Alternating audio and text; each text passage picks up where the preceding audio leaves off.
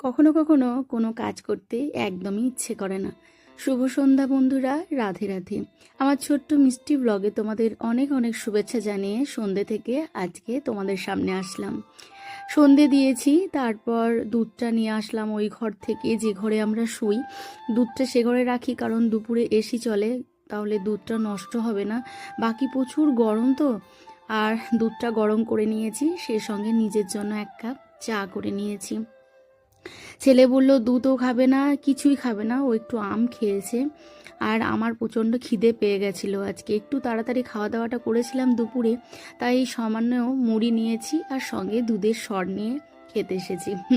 তো যাই হোক, এখন আমি চা মুড়িটা খাবো, তারপর পরে রাত্রের খাবার দাবার বানাবো। আজকাল না ভিডিও করতে একদম ইচ্ছেই করছে না, প্রচণ্ড গরম, সেই জন্য নাকি জানি না।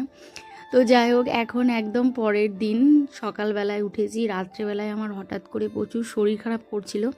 শরীর খারাপ বলতে গ্যাস হয়ে গেছিলো, প্রচুর গরম ছিল, তার মধ্যে দুধ টুধ খেয়েছিলাম রাত্রে, তো উঠতে পারিনি। আজ উঠতে একটু দেরি হয়েছে। দেখতেই পাচ্ছ ভোরের আলো ফুটে গেছে। এখন ঘরের দরজায় জল দিয়ে আমি ঘরটা ঝাড়ু দিয়ে নিচ্ছি।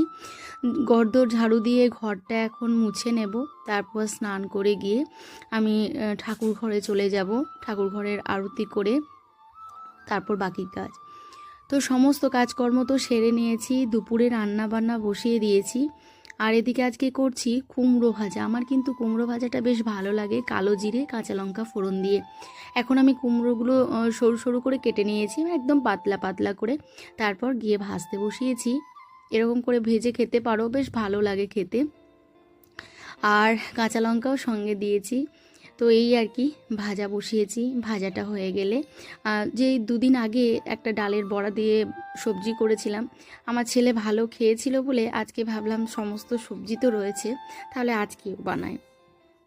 তো বানিয়েছিলাম, আর পাট শাক বানিয়েছিলাম।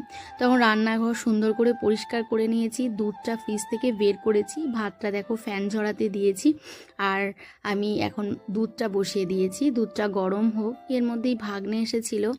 ভাগ্নে কিছুটা আম, এই যে লাফা, এগুলো ওদের গাছেরই, দিদি দিয়ে পাঠিয়েছে, কেঁদুরি, পাট শাক, আম,